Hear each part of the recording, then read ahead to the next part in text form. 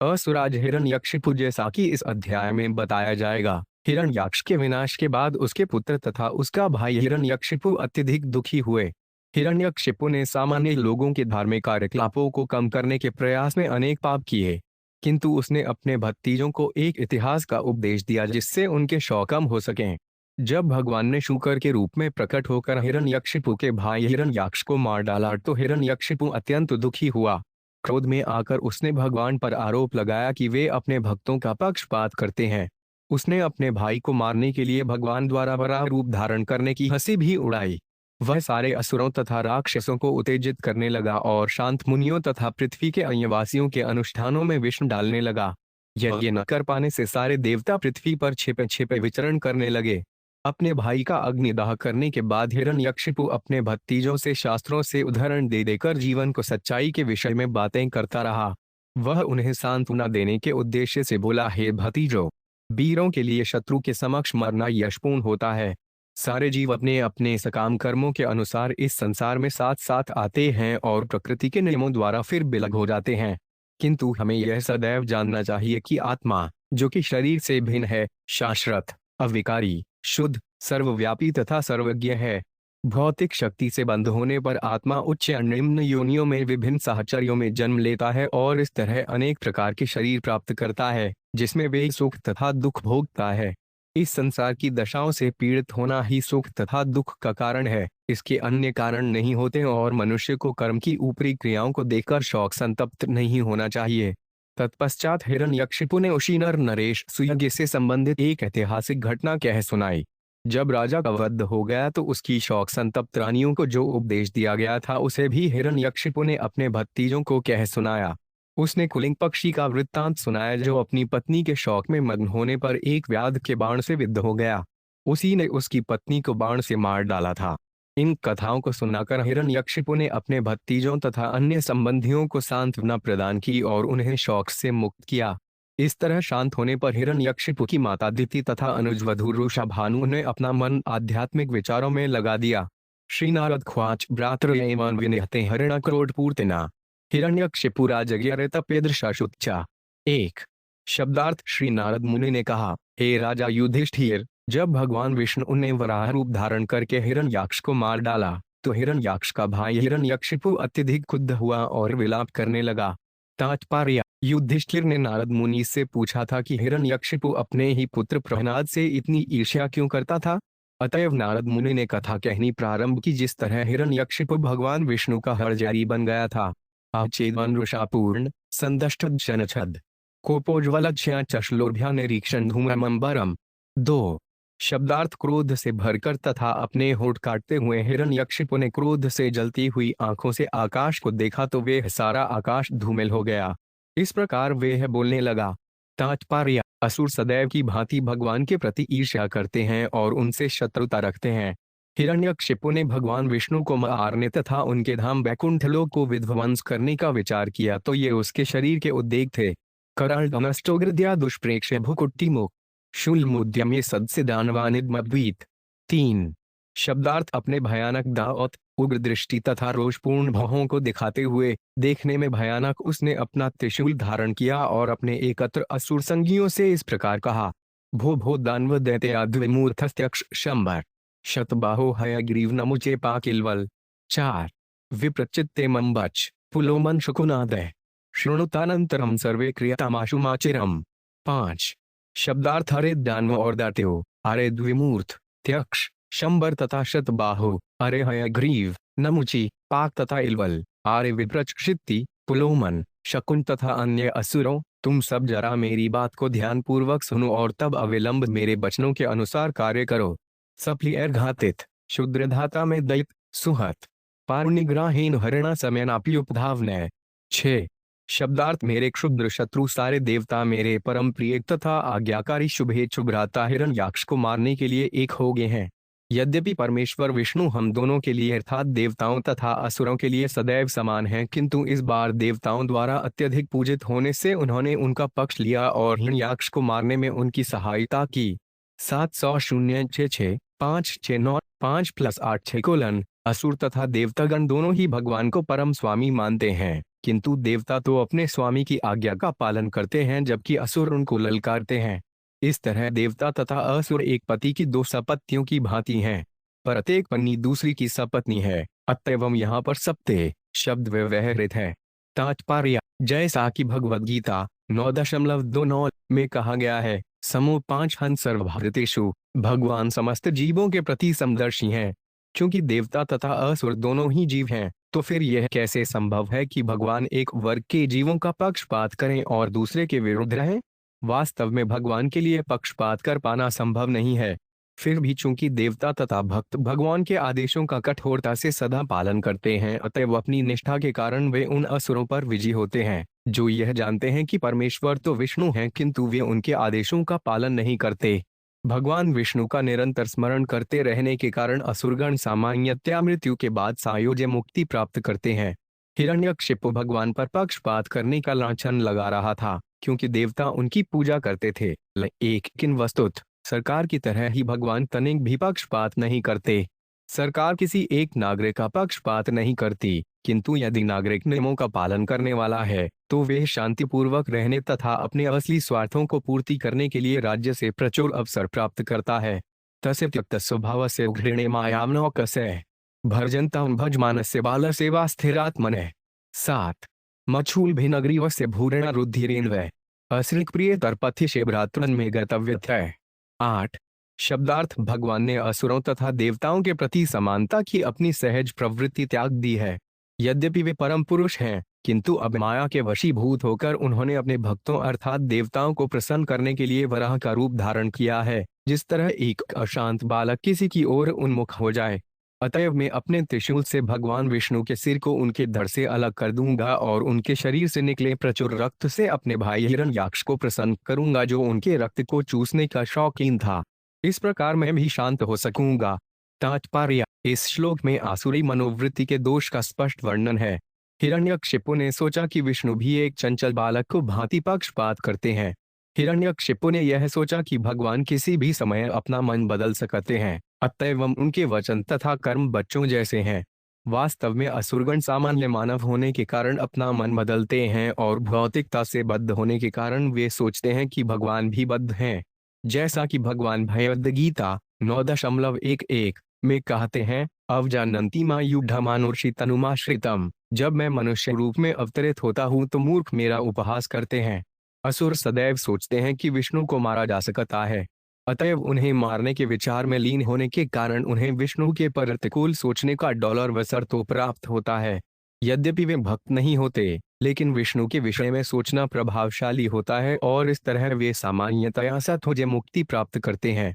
चूंकि असुरगण परमेश्वर को सामान्य जीव मानते हैं, अतएव वे सोचते हैं कि वे भगवान विष्णु का उसी तरह वध कर सकते हैं जैसे कि किसी सामान्य व्यक्ति का वध किया जा सकता है। यहाँ पर एक अन्य तथ्य प्रकट हुआ है कि असुरगण रक्त के प्यासे होते हैं। निसंदेह वे सबके सब मांस भक्षक तथा रक्त चूसने वाले होते हैं। हिरण्यकशिपु ने भगवान पर आरोप लगाया कि उनका मन एक छोटे बालक की तरह चंचल है, जिसे कुछ बर्फी तथा लड्डू एक कर जो चाहो सो कराया जा सकता है। अप्रत्यक्ष इससे भगवान की वास्तविक स्थिति सूचित होती है, जो भगवद गीता 9.23 में कहते हैं कि पत्र पुष्पम फल तोयो में भक्त्या प्रयच्छाति वधन भक्त्युपतत्मश्नामि प्रयतात्मन। यदि कोई प्रेम तथा भक्ति से मुझे एक पत्ती, एक फूल, फल या जल अर्पित करता है तो मैं उसे स्वीकार करता हूँ। भगवान भक्तों के दिव्य प्रेम के कारण उनकी भेंटें स्वीकार करते हैं।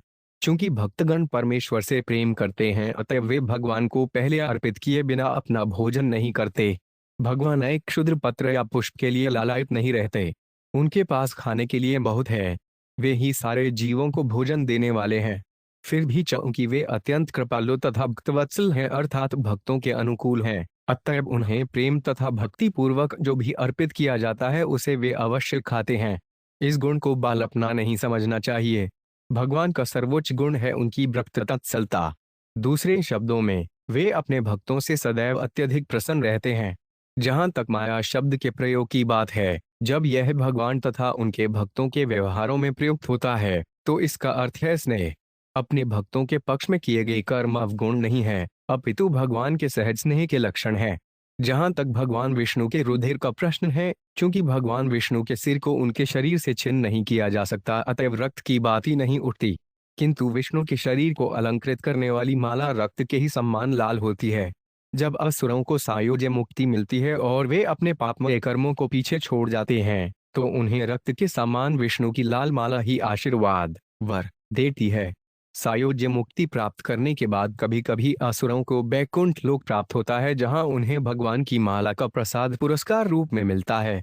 तस्मिन् कूटे उन्हें ते नष्टीकृत मूले वनस्पतौ विट्पा इव शुभयंती विष्णु प्राणादिवोक्सै।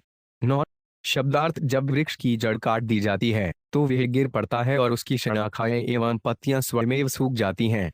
उसी तरह जब मैं इस मायावी विष्णु को मार डालूंगा तो सारे देवता, जिनके लिए भगवान विष्णु प्राण तथा आत्मा है, अपना जीवन स्रोत खो देंगे और मुरझा जाएंगे। तात्पर्य, यहाँ पर देवताओं तथा असुरों का अंतर बताया गया है। देवता सदैव भगवान के आदेशों का पालन करते हैं, जबकि असुरगण उन्हें क्षुब्ध करने या मारने की योजना बनाते हैं। फिर भी कभी कभी असुरगण देवताओं की भगवत कृपा पर पूर्ण निर्भरता की प्रशंसा करते हैं। यह असुरों द्वारा देवताओं का अप्रत्यक्ष महिमा गायन है। तावद्यात भुव्यूय ब्रह्मक्षत्रस्मे दीप्ताम स्वाध्यायत्रत दानिन। 10 शब्दार्थ, जब तक मैं भगवान विष्णु के मारने के कार्य में लगा हूँ, तब तक तुम लोग पृथ्वी लोक में जाओ, जो ब्राह्मण संस्कृति तथा क्षत्रिय शासन के कारण फल फूल रहा है।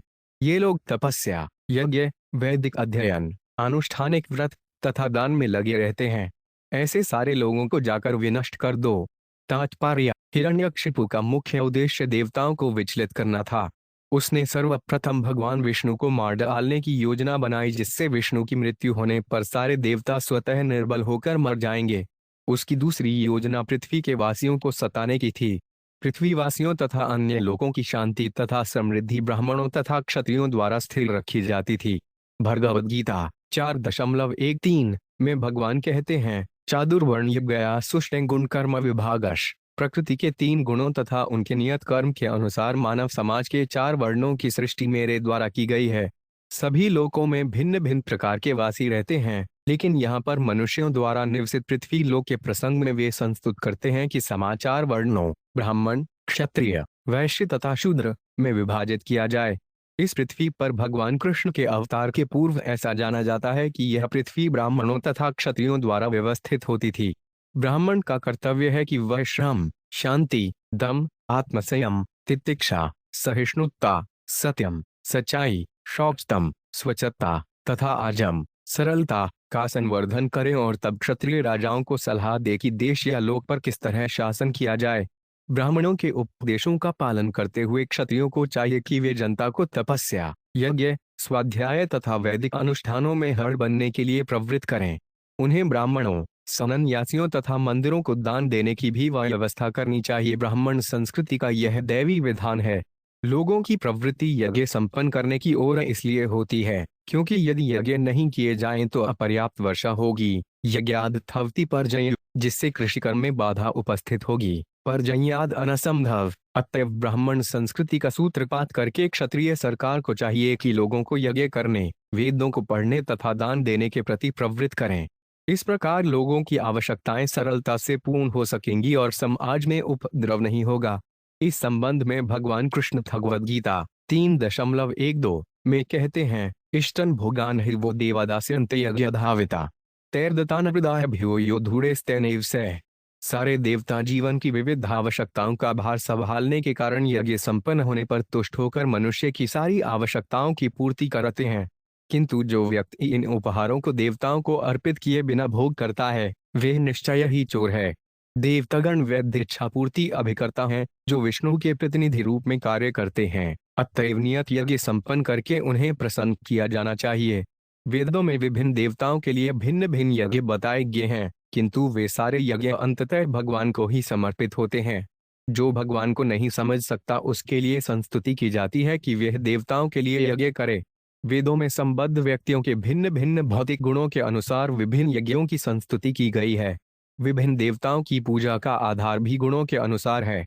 उदाहरणार्थ, मांसाहारियों को प्रकृति की भी भक्त स्वरूपा देवी काली की पूजा की संस्तुति की जाती है। इस देवी के समक्ष पशुओं की बलि दी जाती है।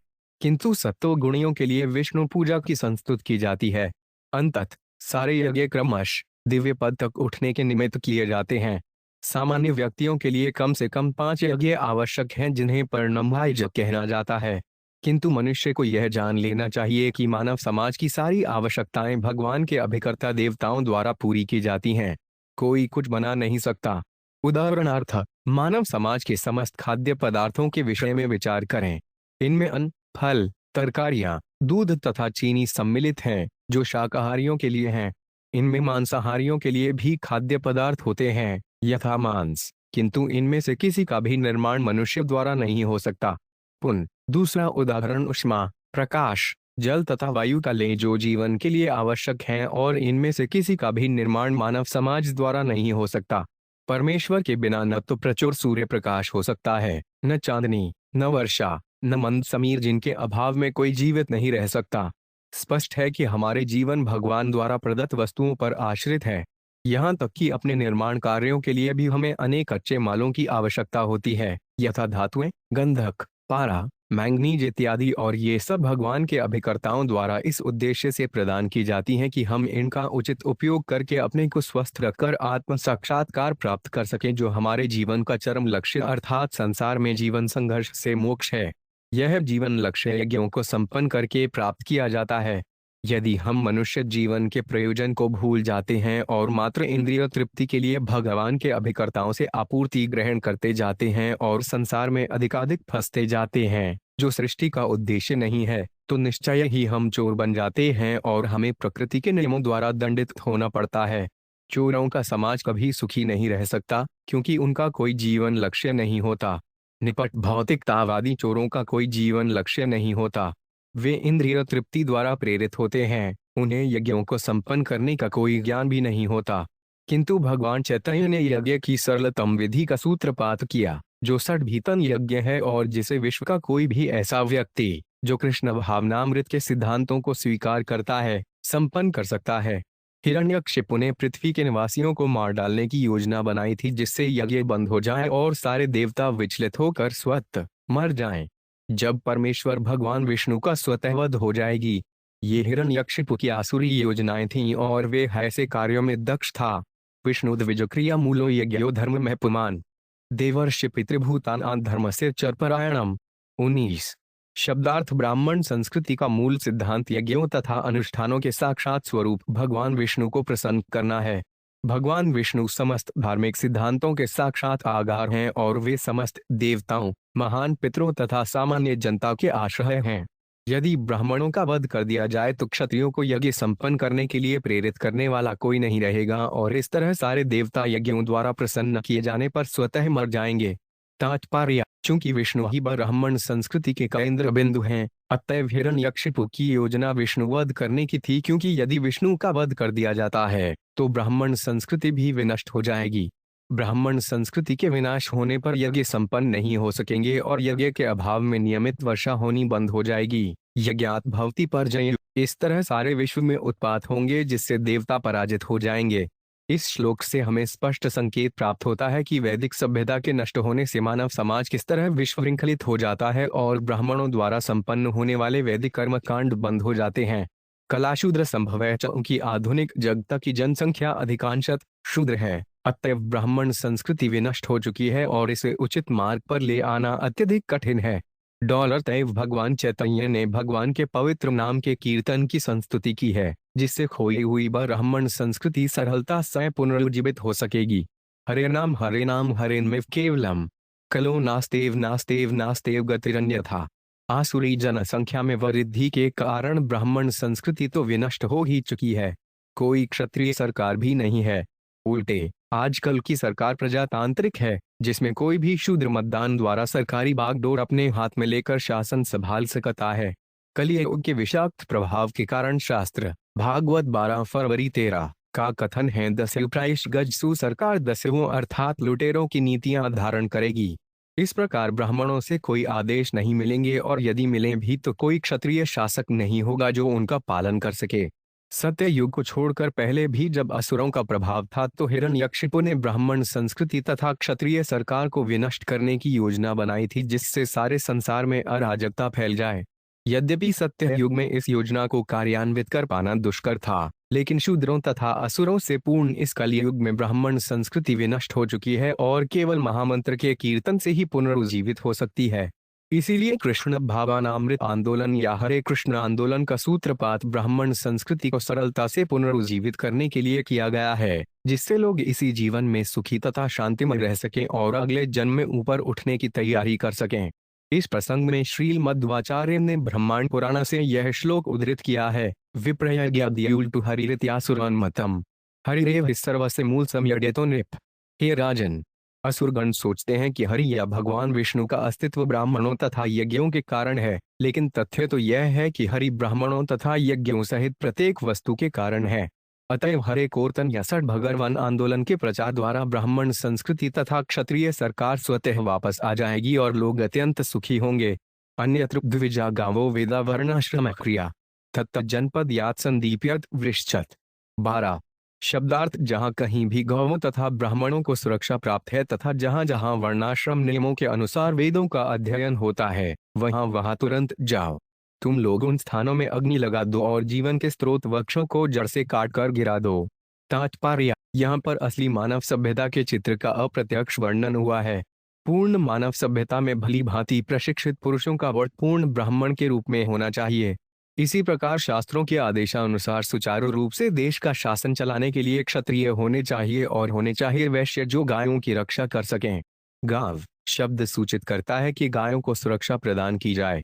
चूंकि वैदिक सभ्यता समाप्त हो गई है, अतएव गायें सुरक्षित नहीं है, अपितु कसाईगृहों में भी अंधाधुंध काटी जा रही हैं।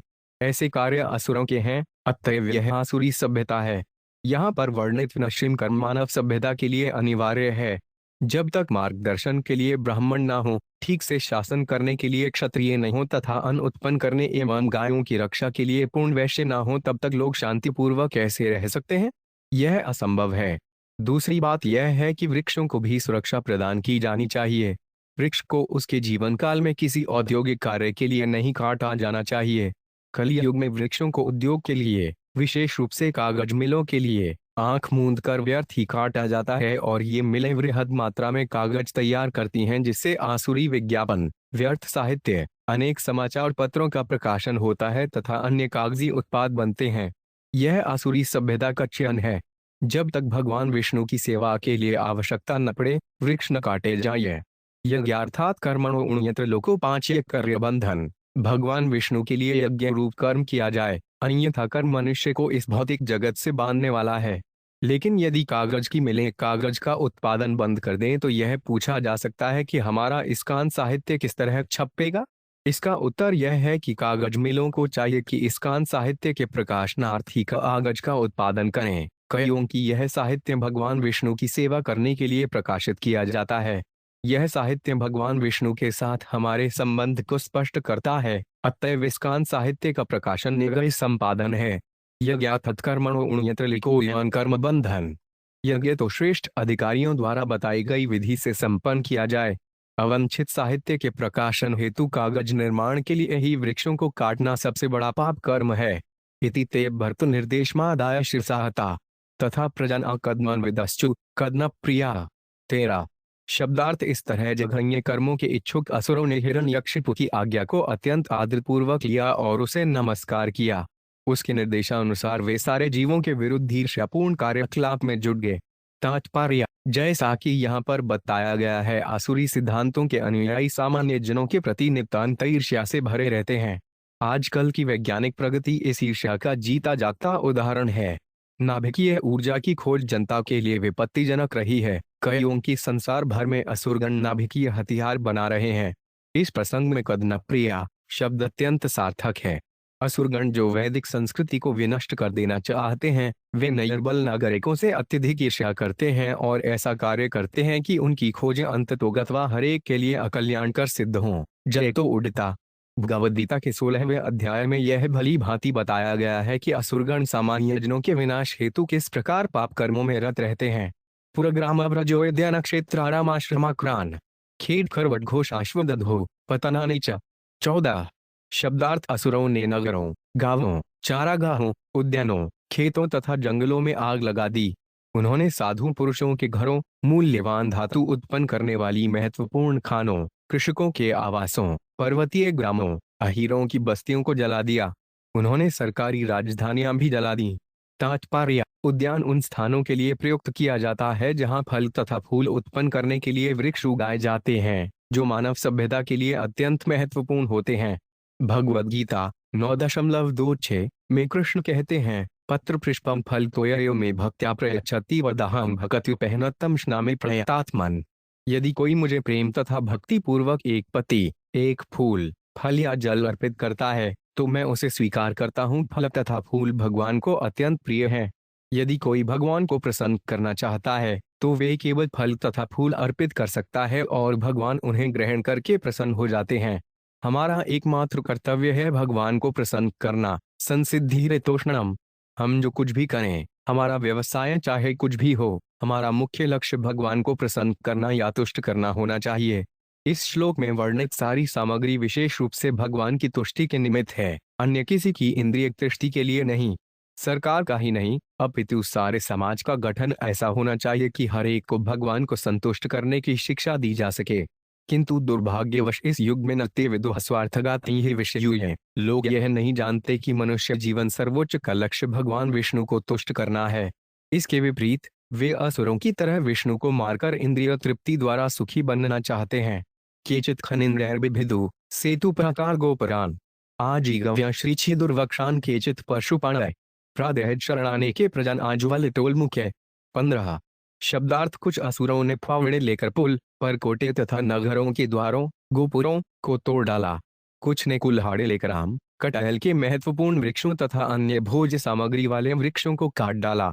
कुछ असुरों ने हाथ में जलते लुकाठे लेकर नागरिकों के रिहायशी मकानों में आग लगा दी। तात्पर्य: सामान्यतया वृक्षों का काटना वर्जित है। विशेष रूप से जो वृक्ष मानव समाज के भरण के लिए स्वादिष्ट फल उत्पन्न करते हैं उन्हें तो नहीं ही काटना चाहिए। विभिन्न देशों में भिन्न भिन्न प्रकार के फल वृक्ष होते हैं। भारत में आम तथा कटहल के वृक्ष प्रमुख हैं और अन्य स्थानों में आम, कटहल, नारियल तथा बेर के वृक्ष पाए जाते हैं। ऐसा कोई भी वृक्ष जो मनुष्य के भरण के लिए स्वादिष्ट फल उत्पन्न करता हो उसे बिल्कुल ही नहीं काटना चाहिए। यह शास्त्रों का आदेश है। एवं वे प्रकृति लोके दैतेन्द्रान उच्च नरमुहुः देवदेवा परित्यज्य भुवि चेरुर्लक्षिता। 16। शब्दार्थ: इस प्रकार हिरण्यकशिपु के अनुयायियों द्वारा बारंबार अप्राकृतिक घटनाओं के रूप में सताए जाने पर सभी लोगों ने बाध्य होकर वैदिक संस्कृति की सारी गतिविधियां बंद कर दी। देवतागण भी यज्ञों का फल न पाने के कारण विचलित हो उठे। उन्होंने स्वर्गलोक के अपने अपने आवास त्याग दिए और असुरों से अलक्षित होकर विनाश का अवलोकन करने के लिए वे पृथ्वी लोक में इधर उधर विचरण करने लगे।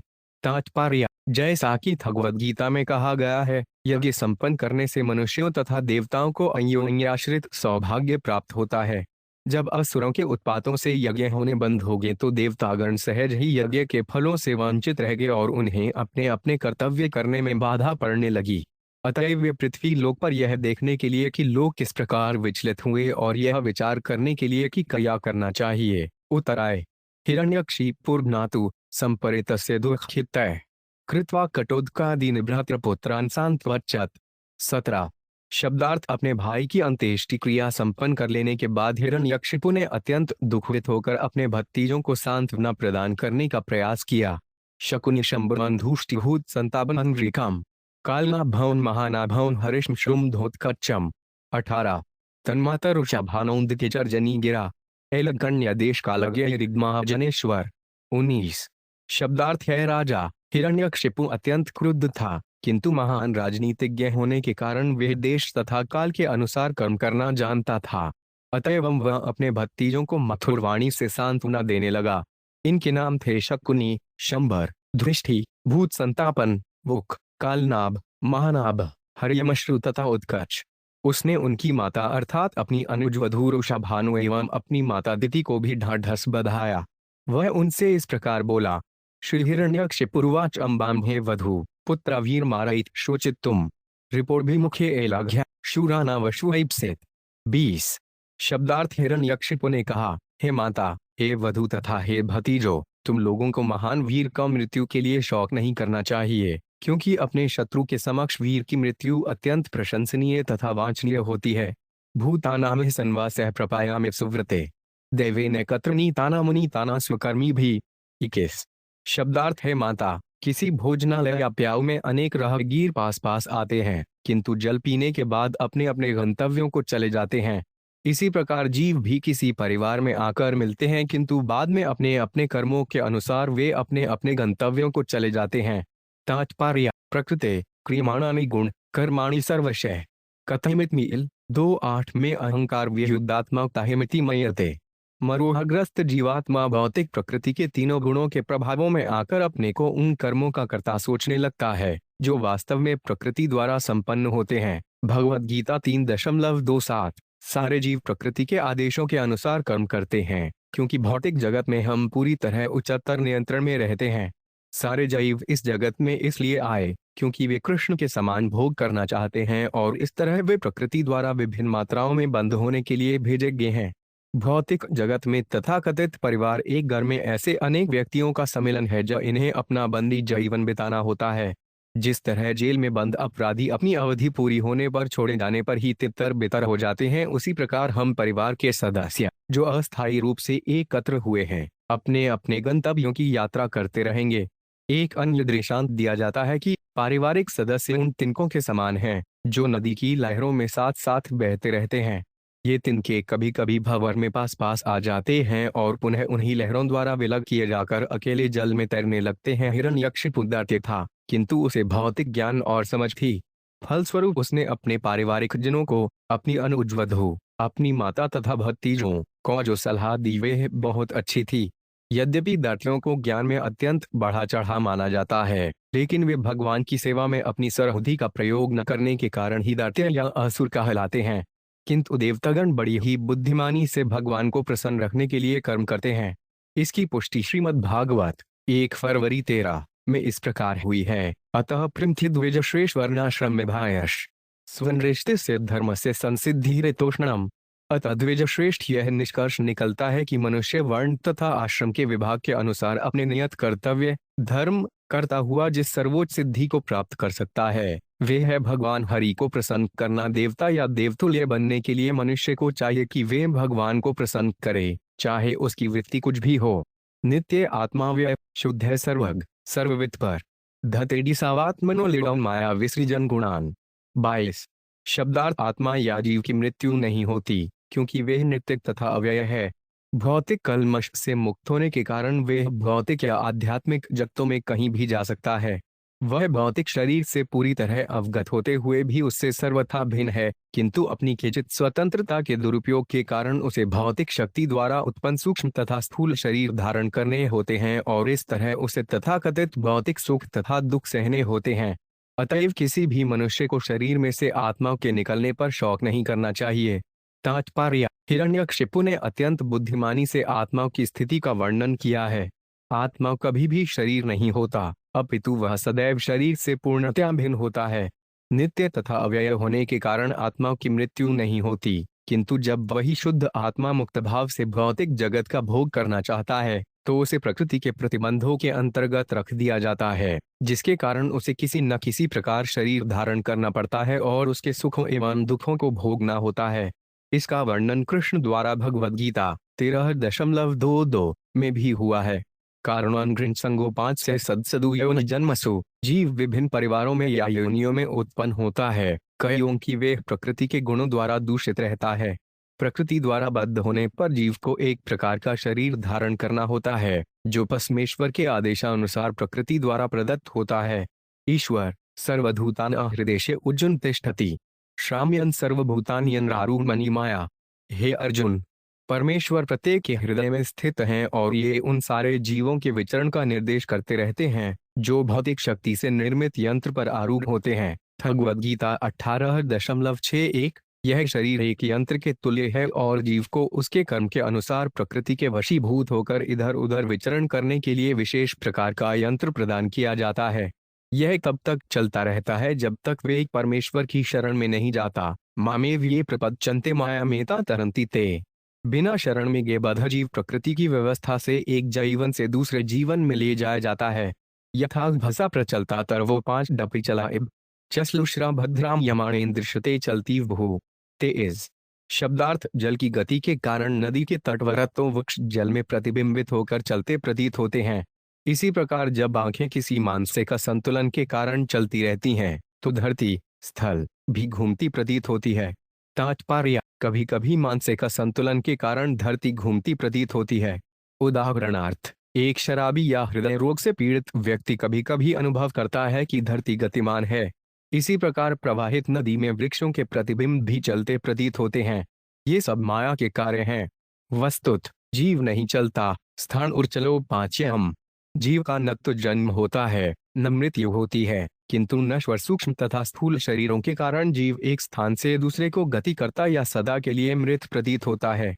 जैसा कि महानु बंगाली वैष्णव कवि जगदानंद पंडित ने कहा है, पिशाची पायले यह मतें छन है, मायाग्रस्त जीवेर है ये भावोदय प्रेम विवर्त के इस कथन अनुसार जब जीव प्रकृति द्वारा बद्ध होता है, तो वे ऐसे व्यक्ति के समान होता है जिसे भूत प्रेत सताते हैं।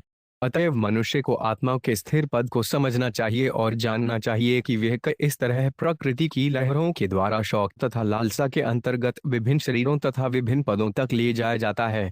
मनुष्य को जीवन की सफलता तब मिलती है जब वह अपनी स्वाभाविक स्थिति को समझते हैं और प्रकृति द्वारा उत्पन्न परिस्थितियों से विचलित नहीं होता। प्रकृति क्रियमाणानि गुणकर्याणि सर्वशः एवं गुणैर्थ्राम्यमाणे मनस्य विकलय पुमान याति तत्साम्यता भदे छालिरो लिडवाने। 24। शब्दार्थ, इसी तरह से है मेरी भद्र माता, जब प्रकृति के गुणों की गति द्वारा यह मन विचलित होता भटकता है, तब जीव चाहे वे कितना ही सूक्ष्म तथा स्थूल शरीरों की विभिन्न अवस्थाओं से मुक्त क्यों न हो, यही सोचता है कि वह एक स्थिति से दूसरी में परिवर्तित हो गया है। तात्पर्य, जैसा कि श्रीमद् भागवत 10.84 13 में कहा गया है, यस्यात्म बुद्धि कुंठे त्रिधातु के स्वधि कलत्रादि शुद्धौमिजयधि यह तीर्थ बुद्धि सलिले नकार चीजनेश्वभिगेश सैव गोखर। जो मनुष्य तीन तत्वों से बने शरीर को आत्मा के रूप में पहचानता है, जो अपने शरीर से उपजातों को अपना सगा मानता है, जो जन्मभूमि को पूज्य मानता है और जो तीर्थ स्थान में दिव्य ज्ञानी पुरुषों से भेंट करने नहीं अपितु स्नान करने जाता है, उसे गाय या गधा ही समझना चाहिए। यद्यपि हिरण्यकशिपु महान असुर था, किंतु वे आज की जनता के समान मूर्ख न था। उसे आत्मा तथा सूक्ष्म एवं स्थूल शरीरों का स्पष्ट ज्ञान था, किंतु आज हम इतने पतित हो चुके हैं कि बड़े बड़े विज्ञानी, दार्शनिक तथा नेता समेत प्रत्येक व्यक्ति देहात्म बुद्धि के अधीन है, जिसकी शास्त्रों द्वारा निंदा हुई है।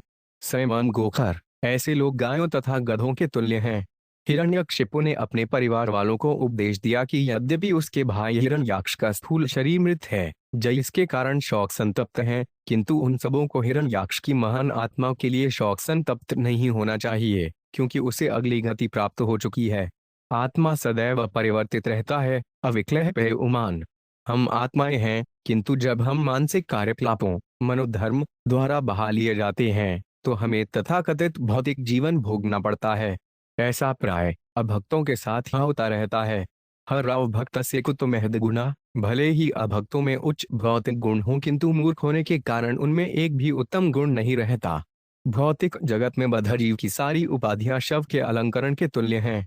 बद्धजीव को आत्मा तथा इस संसार के प्रभावों से परे उसके अस्तित्व का कोई ज्ञान नहीं रहता। ये आत्म विपर्यासो हलिडेली भावना एश प्रिया प्रिय योगो वियोग कर्म संस्कृति। 27। संभवश्च विनाशश्व शोकश्न विविध स्मृतः अविवेकश्न चिंताचर विवेका स्मृतिरेव चर। 26। शब्दार्थ, मोहावस्था में जीव अपने शरीर तथा मन को आत्मा स्वीकार करके कुछ व्यक्तियों को अपना सगा संबंधी और अन्यों को बाहरी लोग मानने लगता है। इस भ्रांति के कारण उसे कष्ट भोगना पड़ता है। निसंदेह ऐसे मनोभावों का संचय ही सांसारिक दुख और तथाकथित सुख का कारण बनता है। इस प्रकार स्थित होकर बद्ध जीव को विभिन्न योनियों में जन्म लेना होता है और विभिन्न चेतनाओं में कर्म करना पड़ता है, जिससे नवीन शरीरों की उत्पत्ति होती है। यह सतत भौतिक जीवन संसार कहलाता है। जन्म, मृत्यु, शौक, मूर्खता तथा चिंता, ये सब ऐसे भौतिक विचारों के कारण होते हैं। इस तरह हम कभी उचित ज्ञान प्राप्त करते हैं, तो कभी जीवन की भ्रांत धारणा के पुनः शिकार बनते हैं। अनराप्युदाहरणतिमितिहासन पुरातनम यमस्य प्रेतबंधुन आसनवात्ता निबरोधत। 27। शब्दार्थ, इस प्रसंग में प्राचीन इतिहास से एक उदाहरण दिया गया है। इसमें यमराज तथा मृत व्यक्ति के मित्रों के मध्य की वार्ता निहित है। कृपया इसे ध्यानपूर्वक सुनिए। तात्पर्य, झतिहास पुरावनम का अर्थ है प्राचीन इतिहास। यद्यपि पुराणों में तिथि क्रम से वर्णन नहीं मिलते, किंतु इनमें वर्णित घटनाएं विगत युगों की वास्तविक कथाएं हैं। श्रीमद् भागवत ग्रह पुराण है, अर्थात यह समस्त पुराणों का सार है।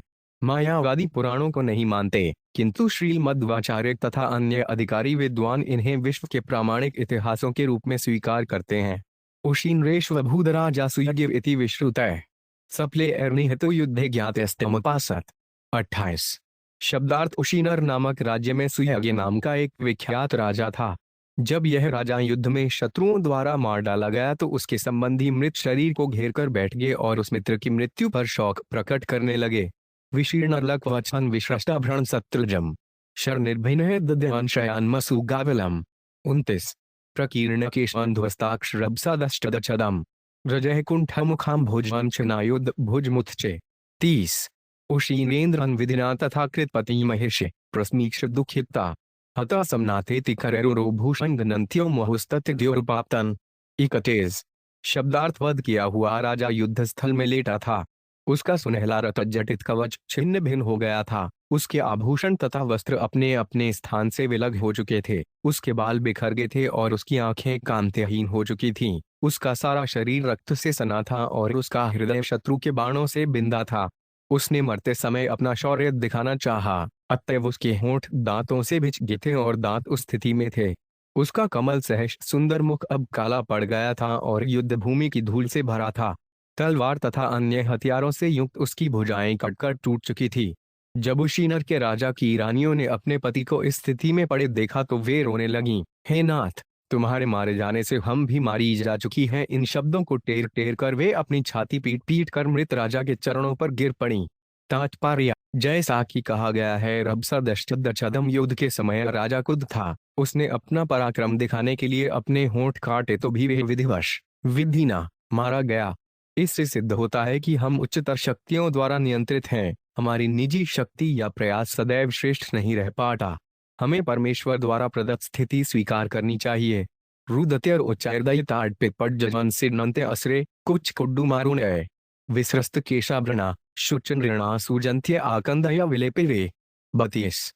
शब्दार्थ रानियों के उच्च स्वर में रोने पर उनके आंसू वक्ष स्थल पर लुढ़क आए, जहां वे कुमकुम चूर्ण से लाल होकर फिर उनके पति के चरण अकमलों पर गिर पड़े।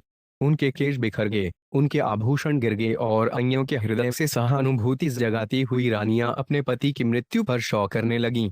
अहो विधात्रा करुणेन प्रभु भवान प्रणीतो गोचरा दशाम उशीनृणाम सिवृत्तिदह पुराकृतो 5 थरुणा यहन शुचताविवर्धन। 33। शब्दार्थ है, नाथ, अब आप पूर्व विधाता द्वारा हमारी दृष्टि से ओझल कर लिए गए हैं। इसके पूर्व आप उशीनर के निवासियों को जीविका प्रदान करते थे जिससे वे सुखी थे, किंतु अब आपकी दशा उनके दुख का कारण बनी है। त्वया कृतज्ञेन वय महीप्ते कतबिनास्यथाम सुहत्तमेन ते तत्रानुयानन्तवीर पाद्यो शुश्रूष 3 आदेश्यत्र यास्यसि। 34। शब्दार्थ है, राजा, हे वीर, आप अत्यंत कृतज्ञ पति थे और हम सबों के अत्यंत निष्ठावान मित्र थे।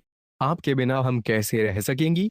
हे वीर, आप जहां भी जा रहे हैं, कृपा करके हमारा निर्देशन करें जिससे हम आपके पद चिन्हों का अनुसरण कर सकें और पुनः आपकी सेवा कर सकें। हमें भी अपने साथ ले चलें। तात्पर्य, पुराने जमाने में क्षत्रिय राजा सामान्यतया कई पत्नियों का पति होता था और राजा की मृत्यु होने पर, विशेषतया युद्ध भूमि में मरने पर, सारी रानियां पति के साथ सहमरण स्वीकार करती थीं, क्योंकि वही उनका जीवन होता था। जब पांडवों के पिता पांडु महाराज मरे तो उनके 2 पत्नियां थीं, एक युधिष्ठिर भीम तथा अर्जुन की माता और दूसरी नकुल तथा सहदेव की माता, और वे दोनों ही अपने पति के साथ चिता में जल मरने के लिए तैयार थीं। बाद में ऐसा समझौता हुआ जिससे कुंती तो छोटे छोटे बालकों की रखवाली के लिए जीवित रही और दूसरी पत्नी माद्री को पति के साथ मरने दिया गया। यह सहमारण की प्रथा भारत में ब्रिटिश शासन तक भी चलती रही, किंतु बाद में इसे हतोत्साहित किया जाने लगा, क्योंकि कलयुग की प्रगति के साथ ही पत्नियों की मनोवृत्ति क्रमश बदलती गई। इस तरह सहमारण की प्रथा एक तरह से उन्मूलित हो चुकी है। तो भी मैंने 50 वर्ष में एक डॉक्टर की पत्नी को पति की मृत्यु के तुरंत बाद स्वेच्छा से मृत्यु का वरण करते देखा है। पति पत्नी दोनों को शवयान में जुलूस के साथ ले जाया गया। पतिव्रता पत्नी का पति के लिए ऐसा प्रखर प्रेम अत्यंत अनूठा है। एवं विलपत्तिना वै परिगृह्य मृतां पतिम अनिच 3 निर्हारी मर को 5 तां संशयवर्तत। 35। शब्दार्थ यद्यपि शवदाह के लिए समय उपयुक्त था, लेकिन रानियां शव को अपनी गोद में लिए हुए विलाप करती रहीं और उन्होंने शव को ले जाने की अनुमति नहीं दी। तभी सूर्य पश्चिम दिशा में अस्त हो गया। तात्पर्य: वैदिक प्रथा के अनुसार यदि कोई व्यक्ति दिन में मरता है तो उसका दाह संस्कार सूर्यास्त के पूर्व हो जाना चाहिए, चाहे उसे जल आया जाए या गाड़ा जाए। यदि वह रात्रि के समय मरता है तो अगले दिन प्रातःकाल दाह कर्म पूरा किया जाता है। ऐसा लगता है कि रानियां मृत शरीर के लिए, जो लोष्टवत था, शौक करती रहीं और उन्होंने उसे जलाने के लिए नहीं दिया। इससे मूर्ख व्यक्तियों में व्यापमोह का प्रबल बंधन स्पष्ट होता है, क्योंकि वे शरीर को आत्मा मानते हैं। सामान्यतया स्त्रियां कम बुद्धिमान मानी जाती हैं। केवल अज्ञानवश ही रानियां मृत शरीर को पति मान रही थीं और किसी न किसी कारण सोच रही थीं कि यदि शरीर रह जाए तो उनका पति उनके साथ रहता रहेगा। ऐसी धारणा निश्चय ही गोखर अर्थात गायों तथा गधों के लिए होती है। हमने वास्तव में देखा है कि कभी कभी जब गाय का बछड़ा मर जाता है तो ग्वाले उस बछड़े के मृत शरीर को मढ़ाकर गाय के समक्ष प्रस्तुत करके उसे धोखा देते हैं।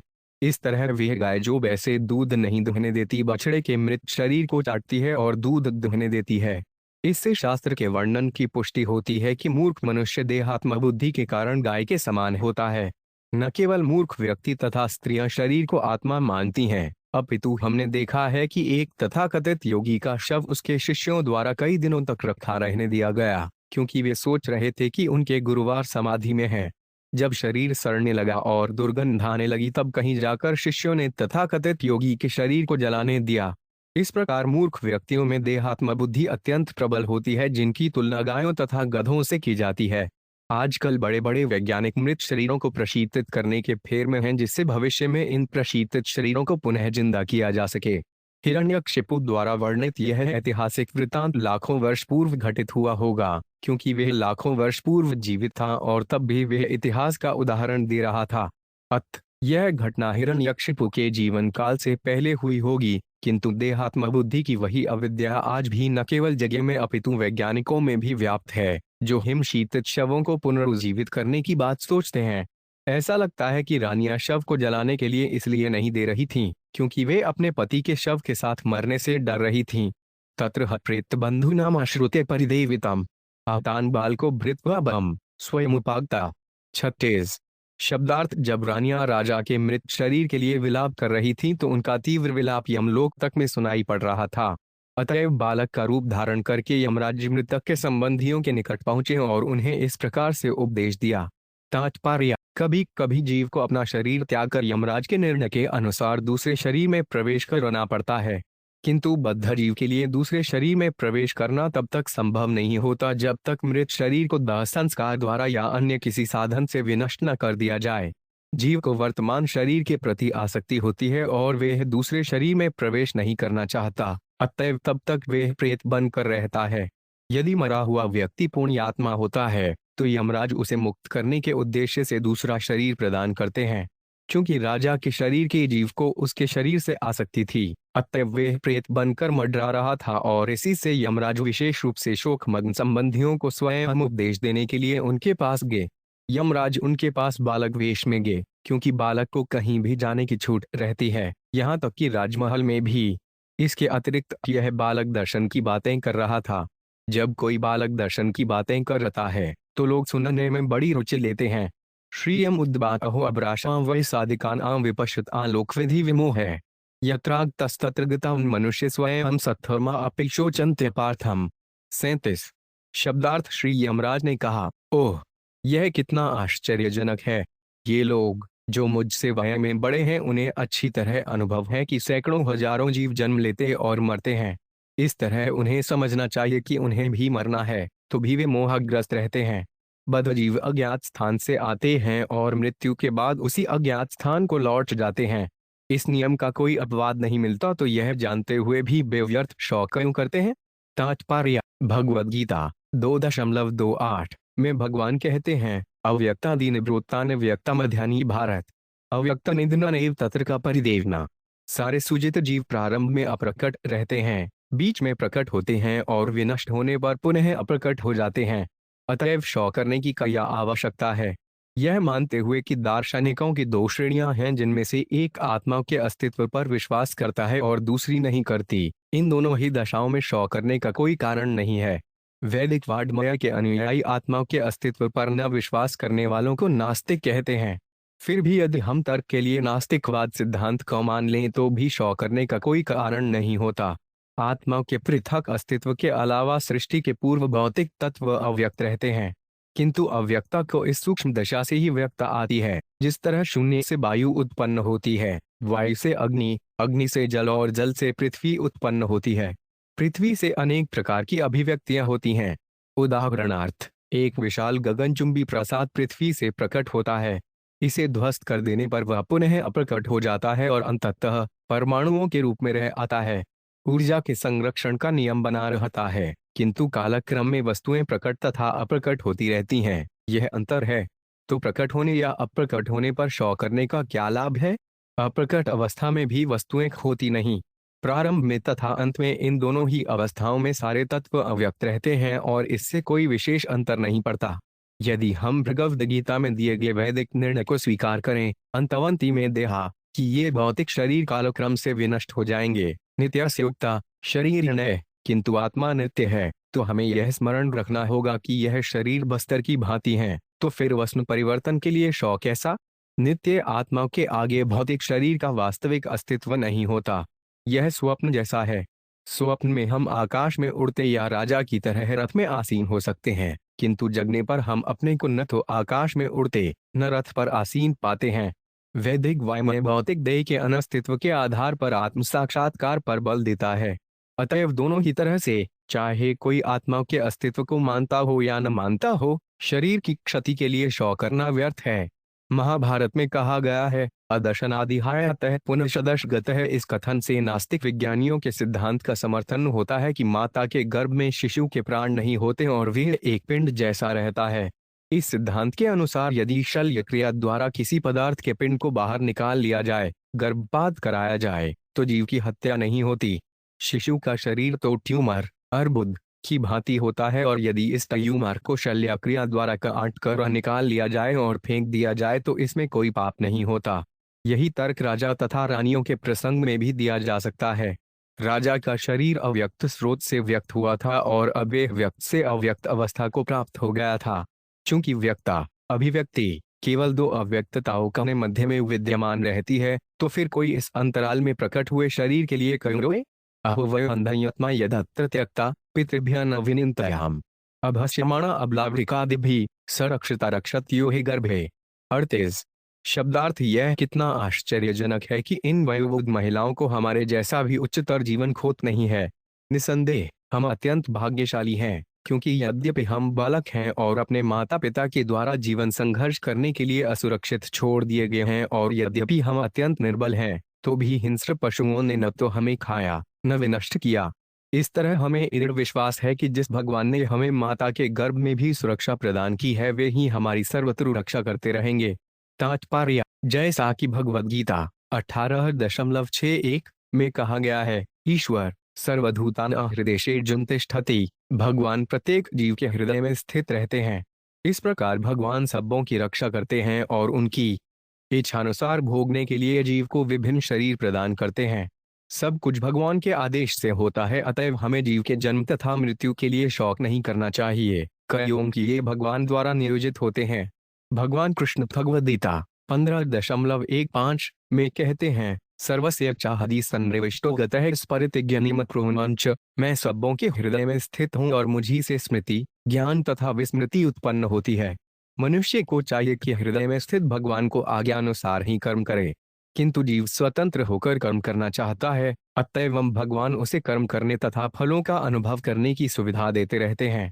भगवान कहते हैं, सर्वधन परित्यज्य मामेक शरण ब्रज। अन्य समस्त कर्तव्यों को त्याग दो और केवल मेरी शरण में आओ। जो भगवान के आदेशों का पालन नहीं करता, उसे इस भौतिक जगत का भोग करने की सुविधा दे दी जाती है। भगवान बद्ध जीव को रोकने के बजाय भोग करने का अवसर प्रदान करते हैं, जिससे परिपक्व अनुभव होने पर अनेक जन्म जन्मांतरों के बाद बहुना जन्मन्नामन्ते वह यह समझे कि वासुदेव के चरण कमलों की शरण ग्रहण करना ही सारे जीवों का एकमात्र कर्तव्य है। यह इच्छैष सृजतीद्मव्यय एव रक्षते वलुम्ते च यः तस्य अबला क्रीडन्माहुरीषतु अवराचरण निग्रह सड़ग्रहे प्रभु। 39। शब्दार्थ उस बालक ने स्त्रियों को संबोधित किया, हे अबलाओ, उस अविनाशी भगवान की इच्छा से संपूर्ण जगत का सृजन, पालन और संहार होता है। यह वेदों का निर्णय है। चर तथा अचर से युक्त यह भौतिक सृष्टि उनके खिलौने के समान है। परमेश्वर होने के कारण वे इसको विनष्ट करने तथा इसकी रक्षा करने में पूर्ण समर्थ हैं। तात्पर्य, इस प्रसंग में रानियां तर्क कर सकती हैं, यदि भगवान ने हमारे पति की रक्षा गर्भ में की थी तो अब वे क्यों नहीं कर रहे हैं। इस प्रश्न का उत्तर यह है, यह इच्छाएश सृजतीद्म व्ययो यह मम रक्षते वलुप्ते च। कोई भगवान के कार्यों की आलोचना नहीं कर सकता। भगवान सदैव स्वतंत्र हैं, अतएव वे रक्षा कर सकते हैं और संहार भी कर सकते हैं। वे हमारे आदेशवाहक बाड़ा नहीं हैं। जो उन्हें रुचता है वे वही करते हैं, अतएव वे परमेश्वर हैं। भगवान इस संसार का सृजन किसी के अनुरोध पर नहीं करते, अतएव वे अपनी इच्छा मात्र से समस्त वस्तुओं का संहार कर सकते हैं। यही उनकी श्रेष्ठता है। यदि कोई तर्क करता है कि वे इस तरह क्यों करते हैं तो इसका उत्तर यही है कि वे ऐसा इसलिए कर सकते हैं क्योंकि वे सर्वोपरि हैं। कोई उनके कार्यकलापों के प्रति आपत्ति नहीं कर सकता। यदि कोई तर्क करता है कि इस पापूर्ण सृष्टि तथा संसार का क्या प्रयोजन है तो इसका उत्तर यह है कि वे अपनी सर्वशक्तिमत्ता सिद्ध करने के लिए कुछ भी कर सकते हैं और कोई उनसे पूछ नहीं सकता। यदि उन्हें इसका उत्तर देना होता कि वे ऐसा क्यों करते हैं और ऐसा क्यों नहीं करते हैं तो उनकी सर्वश्रेष्ठता में बढ़ा लगता। पथि इच्युतां तिष्ठति दष्टरक्षतां गृहे स्थितां तद्विहितां विनश्यति। जीवत्यनाथो 5 पितदीक्षितो वने गृहीण भी गुप्तो 5 तत्तो न जीवति। 40। शब्दार्थ, कभी कभी मनुष्य अपना धन सड़क पर खो देता है जहां सभी उसे देख सकते हैं, फिर भी यह धन भाग्यवश सुरक्षित पड़ा रहता है और इसे कोई नहीं देख पाता। इस तरह जिस व्यक्ति ने इस धन को खोया था उसे यह वापस मिल जाता है। दूसरी ओर, यदि भगवान सुरक्षा प्रदान नहीं करते तो घर में अत्यंत सुरक्षित ढंग से रखा होने पर भी यह धन खो जाता है। यदि भगवान किसी की रक्षा करते हैं तो उसका कोई रक्षक ना होते हुए भी तथा जंगल में रहते हुए भी वह जीवित रहता है, जबकि घर पर संबंधियों तथा अन्यों से रक्षित होते हुए भी मनुष्य कभी कभी मर जाता है, कोई उसकी रक्षा नहीं कर पाता। तात्पर्य, ये भगवान की श्रेष्ठता के उदाहरण हैं। रक्षा करने या संहार करने की हमारी योजनाएं सफल नहीं होती, किंतु भगवान जो भी करने की सोच लेते हैं वह सचमुच होकर रहता है। इस प्रसंग तिरिनकत में दिए गए उदाहरण व्यावहारिक हैं। हर एक को ऐसे अनुभव हो चुके हैं। इसके अतिरिक्त भी अनेक स्पष्ट उदाहरण हैं। उदाहरणार्थ, प्रहलाद महाराज ने कहा कि सचमुच ही बालक अपने माता पिता पर अश्ववित रहता है, किंतु उनके होते हुए भी बालक को अनेक यातनाएं सहनी होती हैं। कभी कभी अच्छी से अच्छी दवा एवं अनुभवी वैद्य के होते हुए भी रोगी बच नहीं पाता, क्योंकि सब कुछ भगवान की मुक्त इच्छा मर्जी पर निर्भर है। डॉलर एवं हमारा एकमात्र कर्तव्य है कि हम उनकी शरण में जाएं और उनका आश्रय खोजें। भूतानि तैर्निजयोनि कर्म विभवन्ति काले न भवन्ति सर्वशः न तत्र हात्मा प्रकृतावशी स्थित तस्या गुणैर्यत् मोहि बध्यते। 49। शब्दार्थ, प्रत्येक बद्ध जीव अपने कर्म के अनुसार भिन्न प्रकार का शरीर पाता है और जब उसका कार्य समाप्त हो जाता है तो शरीर भी नष्ट हो जाता है। यद्यपि आत्मा विभिन्न योनियों में विभिन्न प्रकार के सूक्ष्म तथा स्थूल शरीरों में स्थित रहता है, किंतु वे उनसे बंधा नहीं रहता, क्योंकि वे व्यक्त शरीर से सदा सदा पूर्णतया भिन्न माना जाता है। तात्पर्य, यहाँ स्पष्ट बताया गया है कि जीव द्वारा विभिन्न शरीर धारण किए जाने के लिए ईश्वर जिम्मेदार नहीं है।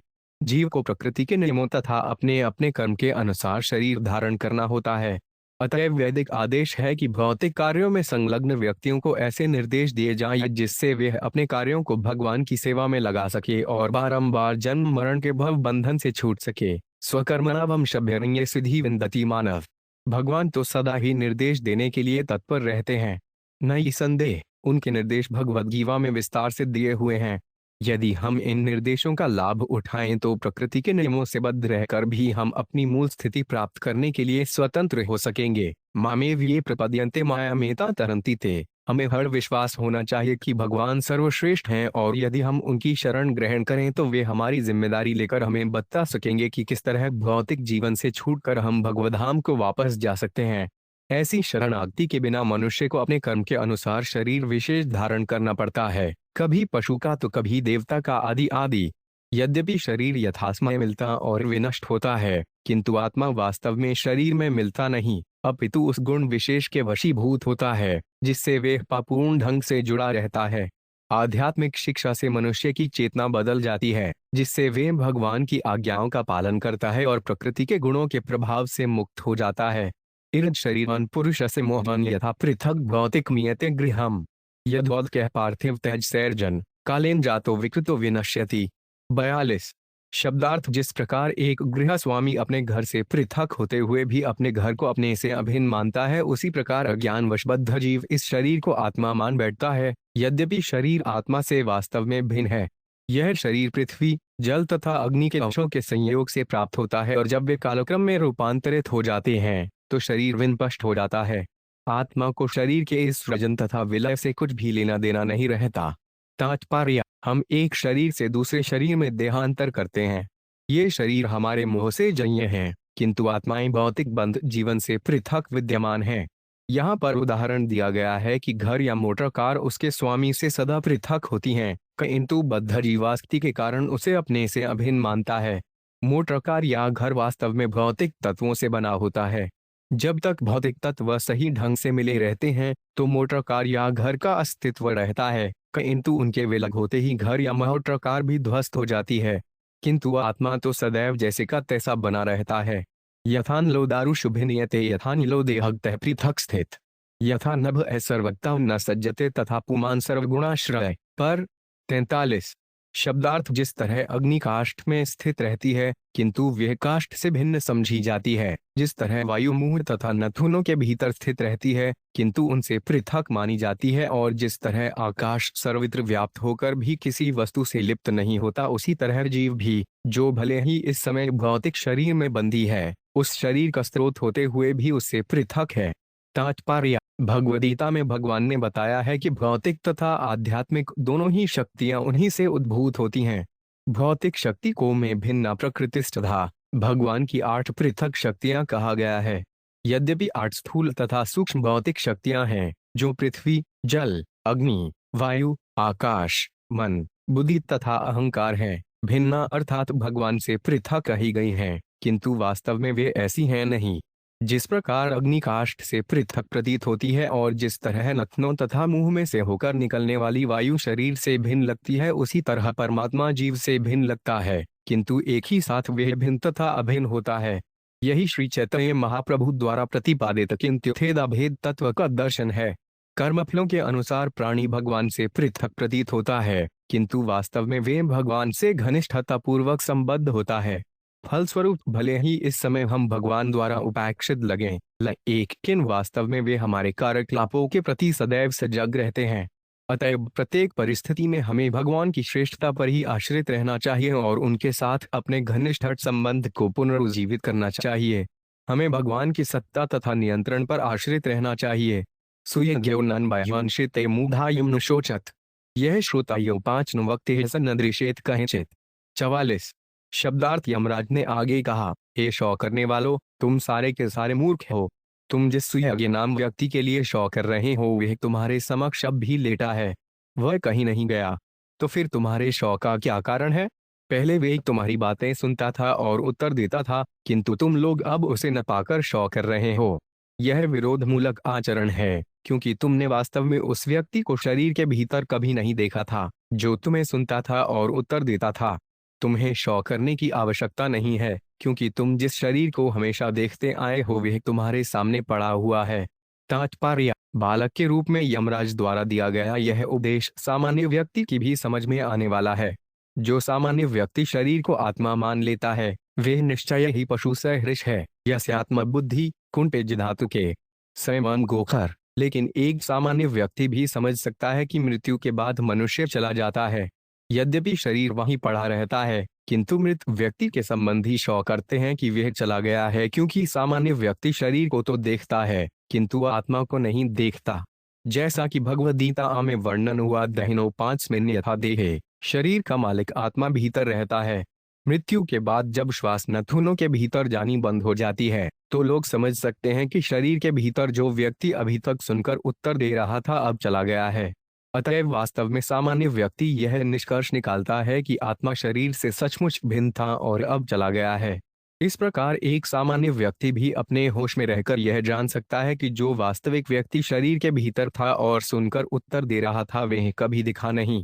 अतएव जो कभी दिखा ना हो उसके लिए शौ करने की क्या आवश्यकता है। न श्रोता नानुवक्तायान मुख्यो पांच प्यत्र महानसु यस्त्विहेन्द्रियवान आत्मा सचान है प्राण देह्यो। 47। शब्दार्थ शरीर में सबसे महत्वपूर्ण वस्तु प्राण है, किंतु वह भी न तो श्रोता है और न वक्ता। यहाँ तक कि प्राण से परे आत्मा भी कुछ नहीं कर सकता, क्योंकि वास्तविक निदेशक तो परमात्मा है जो जीवात्मा के साथ सहयोग करता है। शरीर की गतिविधियों को संचालित करने वाला परमात्मा शरीर तथा प्राण से भिन्न है। तात्पर्य: भगवद गीता 15.15 में भगवान स्पष्ट कहते हैं, सर्वस्य चाहादि सब रिविष्टो मतः स्फुरितज्ञैः पुंसश्च। मैं सबों के हृदय में स्थित हूँ और मुझी से स्मृति, ज्ञान तथा विस्मृति उत्पन्न होती हैं। यद्यपि आत्मा प्रत्येक शरीर में उपस्थित है, देहिनोऽस्मिन् यथा देहे, किंतु वे इंद्रियों, मन इत्यादि के माध्यम से कर्म करने वाला प्रधान पुरुष नहीं है। आत्मा तो परमात्मा के ही सहयोग से कार्य कर सकता है, क्योंकि परमात्मा ही उसे कर्म करने या न करने का निर्देश देता है। मत्तः स्फुरितज्ञैः पुंसश्च। कोई उनकी स्वीकृति के बिना कर्म नहीं कर सकता, क्योंकि परमात्मा उपद्रष्टा तथा अनुमंता अर्थात साक्षी तथा अनुमति देने वाला दोनों है।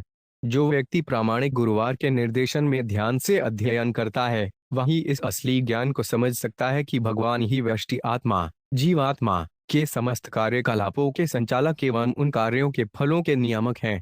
यद्यपि जीवात्मा में इंद्रियां होती हैं, किंतु वे वास्तविक स्वामी नहीं होता। स्वामी तो परमात्मा होता है। फलस्वरूप परमात्मा को ऋषिकेश कहा जाता है और परमात्मा प्रत्येक जीवात्मा को यही सलाह देते हैं कि उनकी शरण ग्रहण करके सुखी बना जाए। सर्वधर्मान परित्यज्य मामेक शरण क्रज। इस प्रकार वे अमर होकर वैकुंठ धाम को सकता है, जहां उसे नित्य ज्ञानमय एवं आनंदमय जीवन की परम सफलता प्राप्त होगी। निष्कर्ष यह है कि जीवात्मा शरीर, इंद्रियों, प्राण तथा शरीर के भीतर की वायु से भिन्न है और उसके ऊपर परमात्मा होता है जो उसको सारी सुविधाएं प्रदान करता है। जो जीवात्मा परमात्मा के लिए सब कुछ करता है, वह शरीर के भीतर सुखपूर्वक निवास करता है। भूतेन्द्रियम नौलिदान देहानुच्यावचान विभु भजत्युत्सुचिहान्यस्तच्यापि स्वेन तेजसा। 46। शब्दार्थ 5 भौतिक तत्व, 10 इंद्रियां तथा मन, ये सभी मिलकर स्थूल तथा सूक्ष्म शरीरों के विभिन्न अंगों का निर्माण करते हैं। जीव अपने भौतिक शरीरों के संपर्क में आता है, चाहे ये उच्च हो या निम्न, और बाद में अपनी निजी शक्ति से उन्हें त्याग देता है।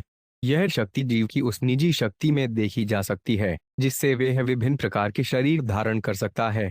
तात्पर्य: बद्ध जीव के ज्ञान होता है और यदि वह स्थूल तथा सूक्ष्म शरीरों का पूरा उपयोग जीवन के वास्तविक विकास में करना चाहे तो वह ऐसा कर सकता है। अतएव यहाँ यह कहा गया है कि वह अपनी उच्च बुद्धि से स्वयं तेजसा, सही स्रोत अर्थात गुरुवार या आचार्य से प्राप्त श्रेष्ठ ज्ञान की श्रेष्ठ शक्ति से अपने बंध जीवन को भौतिक शरीर में छोड़कर भगवधाम वापस जा सकता है। किंतु यदि वह अपने को भौतिक संसार के अंधकार में रखना चाहता है तो वे भी कर सकता है। भगवान इसकी पुष्टि भगवद गीता 9.25 में इस प्रकार करते हैं, यान्ति देवव्रता देवान पितॄन् यान्ति पितृव्रता व्रतानि यान्ति धृतेजा यान्ति यद्याजिनोऽपि मैं।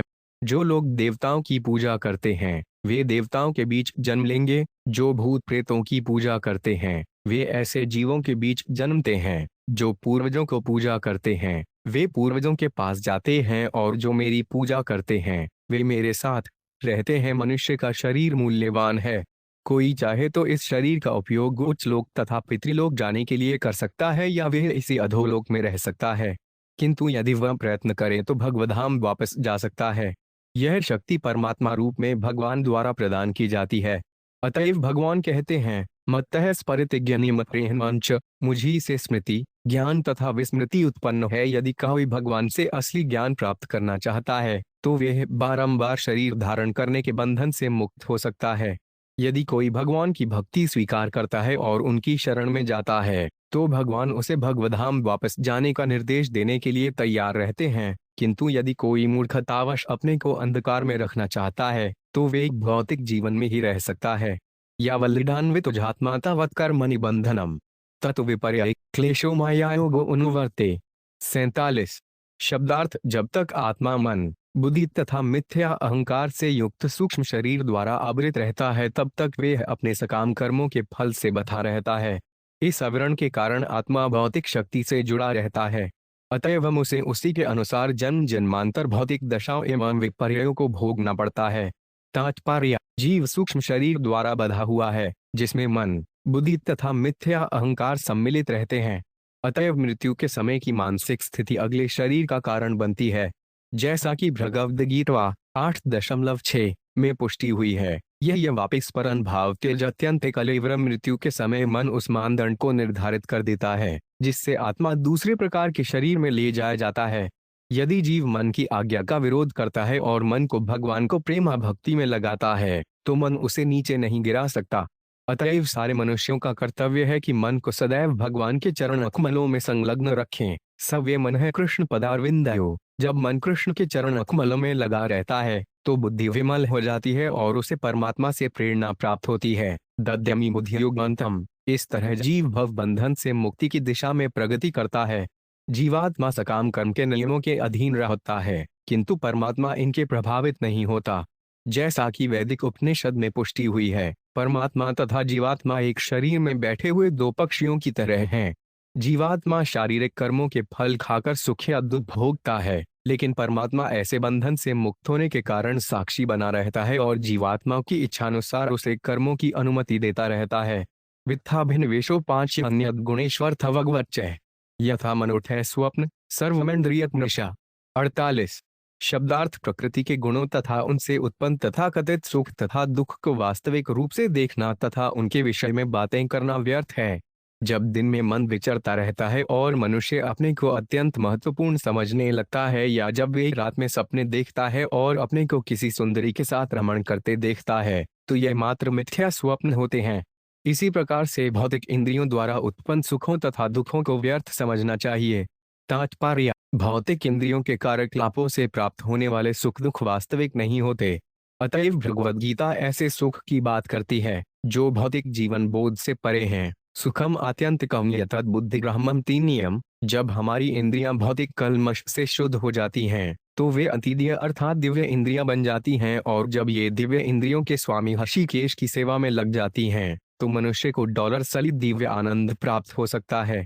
अपने सूक्ष्म मन के मनोरथ द्वारा हम जो भी सुख या दुख निर्माण करते हैं, उसमें यथार्थ वास्तविकता नहीं होती, वे मात्र मनोस्थ मानसिक कल्पना होता है। अतएव मनुष्य को चाहिए कि मनोरथ द्वारा तथाकथित सुख को कल्पना न करे।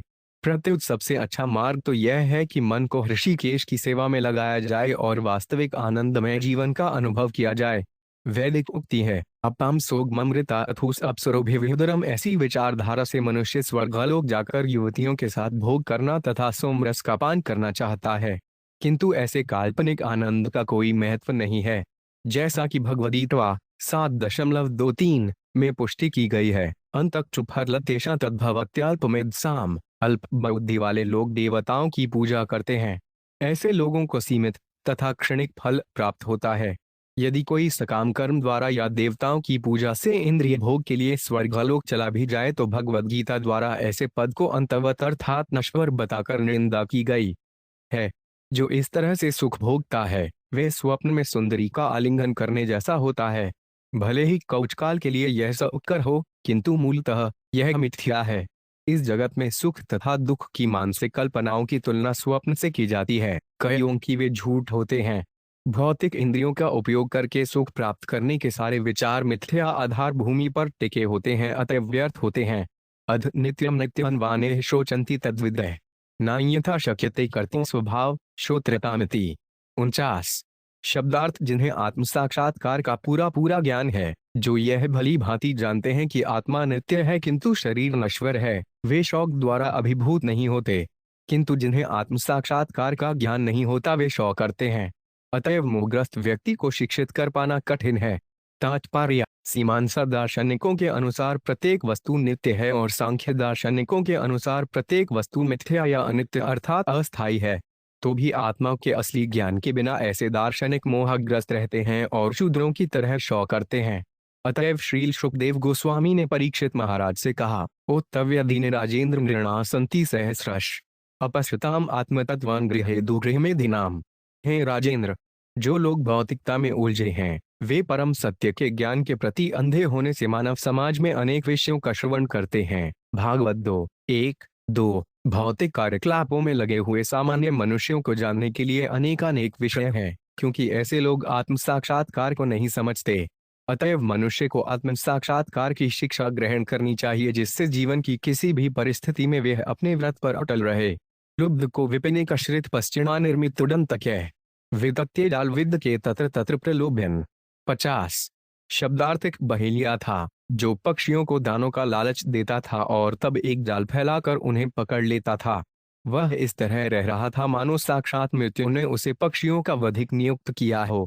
तात्पर्य, यह इतिहास की दूसरी घटना है। कुलीडमिथुन तत्र विचरत समदशत तयो कुलेड़ी सहसलुब्धकेन प्रलोभिता। 51।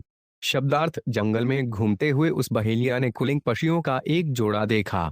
इन दोनों में से मादा पक्षी बहेलिया के प्रलोभन में आ गई। सा सजत सिचस्तक्या महिष्य कालयंत्रिता कुलीडस्ता तथापन अनिरीक्ष भुषदुखित स्नेहद कल्प कृपण कृपणापर्यदेव्यत। 52।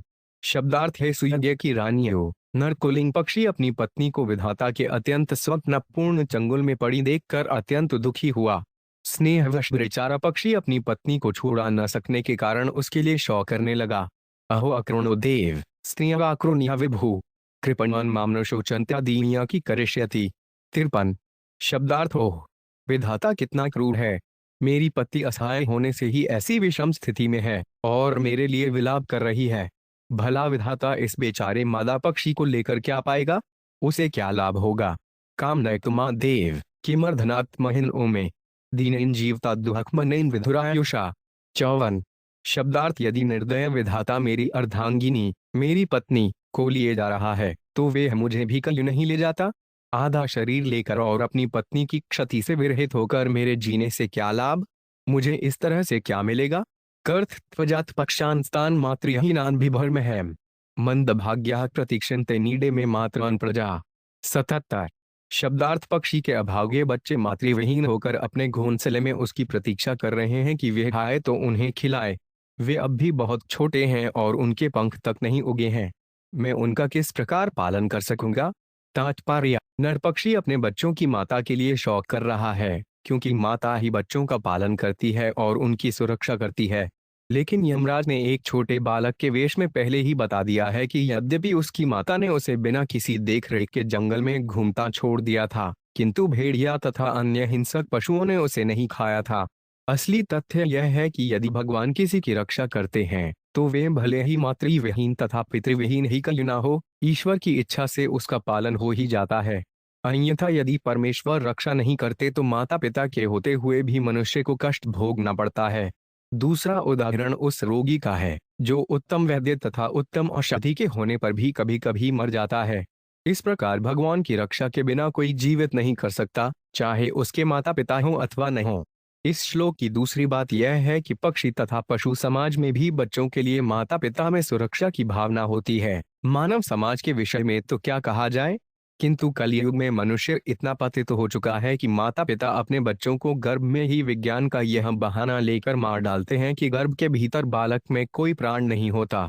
चूंकि अत्यंत प्रशिक्षित चिकित्सक ऐसा अभिमत देते हैं, अतएव आजकल के माता पिता अपने बच्चों को गर्भ में ही मार डालते हैं। मानव समाज कितना पतित हो चुका है, उनका वैज्ञानिक ज्ञान इतना आगे बढ़ चुका है कि वे अंडे तथा भ्रूण के भीतर जीवन नहीं मानते। अब ये तथाकथित विज्ञानी रासायनिक विकास का सिद्धांत प्रस्तुत करने के लिए नोबेल पुरस्कार प्राप्त कर रहे हैं। किंतु यदि रासायनिक संयोग ही जीवन के स्रोत हैं, तो फिर सारे विज्ञानी रसायन शास्त्र के बल पर अंडा जैसी कोई वस्तु निर्मित क्यों नहीं कर लेते और उसे इनक्यूबेटर में रखकर उससे चुग्या क्यों नहीं निकाल लेते। उनका उत्तर क्या है, वे अपने वैज्ञानिक ज्ञान के आधार पर एक अंडा तक नहीं उत्पन्न कर सकते। ऐसे विज्ञानियों को भगवद गीता में मायापैत ज्ञानः कहा गया है, अर्थात ऐसे मूर्ख जिनके असली ज्ञान को हर लिया गया हो। ये ज्ञानी पुरुष होने का नहीं, अपितु विज्ञानी तथा दार्शनिक होने का स्वांग भरते हैं, यद्यपि उनके तथाकथित सैद्धांतिक ज्ञान से व्यावहारिक परिणाम प्राप्त नहीं हो सकते। एवं कुलिड़ विल्पंतमाराथ प्रिय वियोगातुर्मश्रुकंठम सैवताउन शाकुनिक शरेण विव्यात काल प्रहित विलीन। 56। शब्दार्थ, अपनी पत्नी की क्षति के कारण कुलिंग पक्षी आंखों में आंसू भर कर विलाप कर रहा था। तभी काल के आदेशों का पालन करते हुए अत्यंत सावधानी से दूर छिपे बहेलिये ने अपना तीर छोड़ा, जिसने कुलिंग पक्षी के शरीर को भेद कर उसे मार डाला। एवं युम पश्यन्त्य आत्मापायम बुद्धय नयन प्राप्स्यथ शोचन्तः पतिं वर्षस्तैर्पि। 57। शब्दार्थ इस प्रकार छोटे बालक के वेश में यमराज ने सभी रानियों को बताया, तुम सब इतनी मूर्ख हो, तुम शौक तो कर रही हो किंतु अपनी मृत्यु को भी नहीं देख रही हो।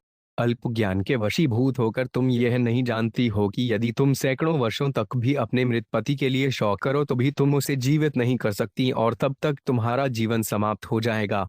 तात्पर्य। एक बार यमराज ने महाराज युधिष्ठिर से पूछा, इस संसार में आश्चर्यमय वस्तु क्या है? 7। महाराज युधिष्ठिर ने उत्तर दिया, महाभारत वन पर्व 313.116 अहंयहानि धूतानि यच्छन्ति यमाल्यम शशाः स्थावरामिच्छन्ति किमाश्चर्यम् अतः परे। लाखों जीव प्रतिक्षण मृत्यु को प्राप्त होते हैं, किंतु मूर्ख जीव तब भी अपने को मृत्युहीन समझता है और मृत्यु की तैयारी नहीं करता। इस संसार की सबसे आश्चर्यमय वस्तु यही है। प्रत्येक व्यक्ति को मरना होता है क्योंकि वे पूर्णतया प्रकृति के वश में होता है, फिर भी हर व्यक्ति अपने को स्वतंत्र मानता है। वह जो चाहे सो कर सकता है और वह कभी मरेगा नहीं, अपितु सदा जीवित रहेगा। तथाकथित विज्ञानी विविध योजनाएं बना रहे हैं जिससे जीव भविष्य में सदैव जीवित रहेंगे, किंतु जब वे ऐसे वैज्ञानिक ज्ञान में लगे रहते हैं तभी यमराज उन्हें उनके तथाकथित शोध कार्य से छीन लेता है। श्री हिरण्यकशिपुरुवाच बालेवं प्रवदत्ति सर्वे विस्मितचेतस ज्ञातो मेनिरे सर्वं नित्यं यद्धोथितम्। 58। शब्दार्थ। हिरण्यकशिपु ने कहा, जब यमराज जिस तरह छोटे से बालक के वेश में सुयज्ञ के मृत शरीर को घेरे हुए समस्त संबंधियों को उपदेश दे रहे थे तो सभी लोग उनके दार्शनिक वचनों को सुनकर दंग थे। वे समझ सके कि प्रत्येक भौतिक वस्तु नाशवान है, वह सदा विद्यमान नहीं रह सकती।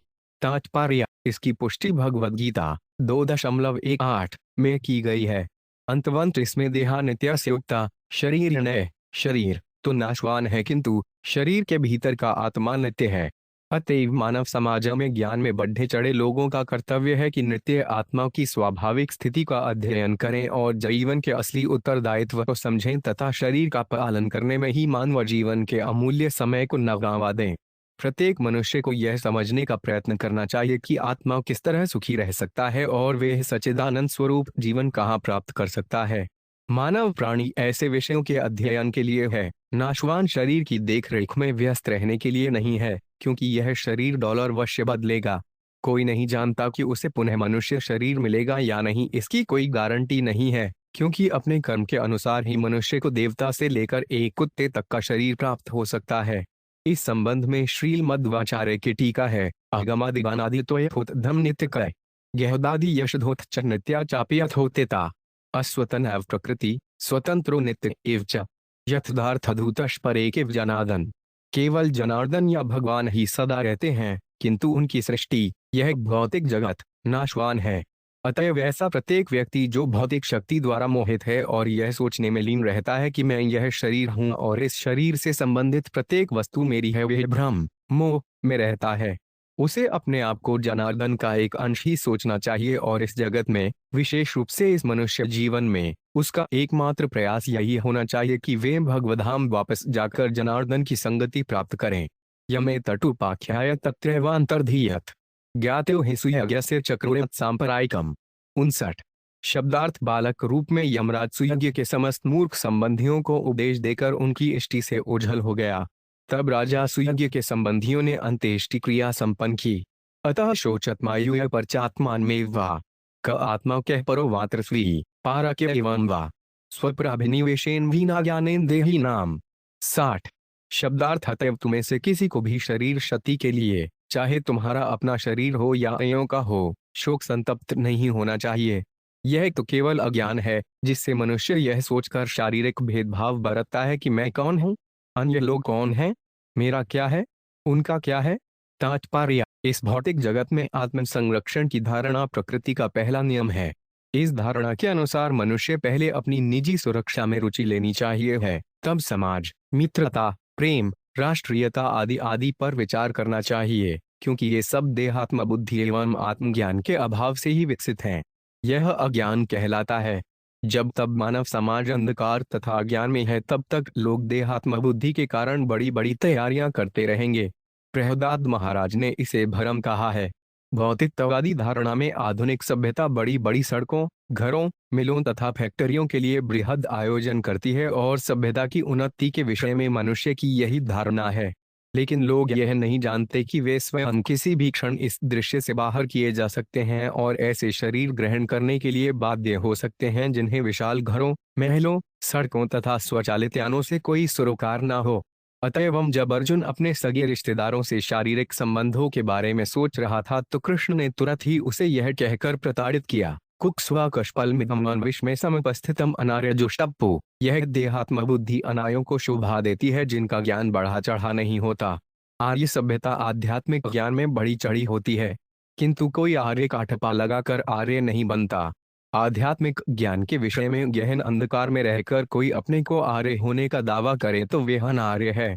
इस प्रसंग में श्रील मध्वाचार्य ने ब्रह्मवैवर्त पुराण से निम्नलिखित उदाहरण दिए हैं। क आत्मा कह पर इवती देहापपेक्षया नहीं देहादिरात्मा स्यान्न च शत्रुरुदीरित अतो देहिक अवृद्धवाक्षयवा किंच प्रयोजनम यस्तु देह तो जीव सहिनाश न गच्छति तथै शत्रु विवृद्धो च स्वनाशे शोचनकुत देहादि व्यतिरिक्तो वो जीवेशो प्रतिजानता अत आत्मविवृद्धिस्तु वासुदेवे रते स्थिरा शत्रुनाशस तथा ज्ञानाशो नाण्य कथर्णन।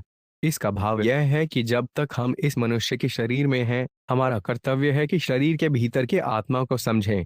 शरीर आत्मा नहीं है, हम शरीर से भिन्न हैं। अतएव देहात्म बुद्धि के रूप में मित्रों, शत्रुओं तथा जिम्मेदारियों का कोई प्रश्न ही नहीं उठता।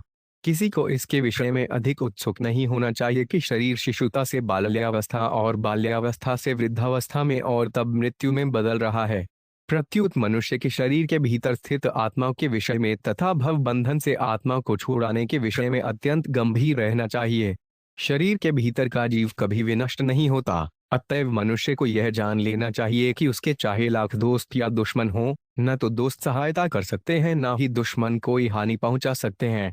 मनुष्य को जानना चाहिए कि वे आत्मा है, अहं ब्रह्मास्य है और आत्मा की स्वाभाविक स्थिति शरीर में होने वाले परिवर्तनों से अप्रभावित रहती है। सभी दशाओं में प्रत्येक व्यक्ति को आत्मा के रूप में भगवान विष्णु का भक्त होना चाहिए और उसे शारीरिक संबंधों यथा दोस्त या दुश्मनों की परवाह नहीं करनी चाहिए। हमें यह जान लेना चाहिए कि देहात्मा बुद्धि में न तो हम स्वयं और न हमारे शत्रु कभी मारे जाते हैं। श्री नारद ख्वाचिति दैत्यप्तेर्वाक्यम दिथिरा कर्ण्य सस्नुषा पुत्र शोकम क्षणात्यकत्वा तत्वे चित्तम धारयत। 61। शब्दार्थ श्री नारद ने आगे कहा, हिरण्यकशिपु तथा हिरण्याक्ष की माता दिति ने अपनी पुत्रवधू हिरण्याक्ष की पत्नी रुषा भानु सहित हिरण्यकशिपु के उपदेशों को सुना। तब उसने अपने पुत्र की मृत्यु के शौक को भुला दिया और उसने अपने मन तथा ध्यान को जीवन का असली दर्शन समझने में लगा दिया। तात्पर्य, जब किसी का कोई संबंधी मरता है तो वे दर्शन में अधिक रुचि लेने लगता है, किंतु जैसे ही अंत्येष्टि क्रिया संपन्न हो जाती है वे पुनः भौतिकतावादी कार्यों में लग जाता है। यहाँ तक कि अत्यंत भौतिकतावादी दैत्य भी कभी कभी अपने किसी संबंधी की मृत्यु होने पर दर्शन के विषय में सोचते हैं। भौतिकतावादी व्यक्ति की इस मनोवृत्ति को श्मशान वैराग्य कहते हैं। जैसा कि भगवद्गीता में पुष्टि हुई है, 4 प्रकार के लोग आध्यात्मिक जीवन तथा ईश्वर का ज्ञान प्राप्त करते हैं। आर्त, जिज्ञासु, अर्थार्थी तथा ज्ञानी। विशेष रूप से जब कोई भौतिक परिस्थितियों से अत्यंत पीड़ित रहता है तो वे ईश्वर में मन लगाता है। अतएव कुंती देवी ने कृष्ण की प्रार्थना करते हुए कहा है कि उन्हें जीवन में सुख की अपेक्षा दुख पसंद है। भौतिक जगत में सुखी रहने वाला व्यक्ति कृष्ण या ईश्वर को भूल जाता है, किंतु कभी कभी वास्तविक पतितात्मा दुख में रहकर भी कृष्ण का स्मरण करता है। अतएव महारानी कुंती ने दुख पसंद किया क्योंकि यह कृष्ण को स्मरण करने का सुअवसर होता है। जब कृष्ण कुंती देवी के पास से स्वदेश को लौट रहे थे तो कुंती देवी ने बड़े ही खेदपूर्वक कहा था कि वे दुख में ही अच्छी थीं, क्योंकि कृष्ण सदैव साथ रहते थे। किंतु अब जब पांडव सिंहासनासीन है तो कृष्ण दूर जा रहे हैं। दुख तो भक्त के लिए भगवान को निरंतर स्मरण करने का सुअवसर होता है। इस प्रकार श्रीमद् भागवत के 7वें स्कंद के अंतर्गत असुराज हिरण्यकशिपु नामक द्वितीय अध्याय के भक्ति वेदांत तात्पर्य पूर्ण हुए।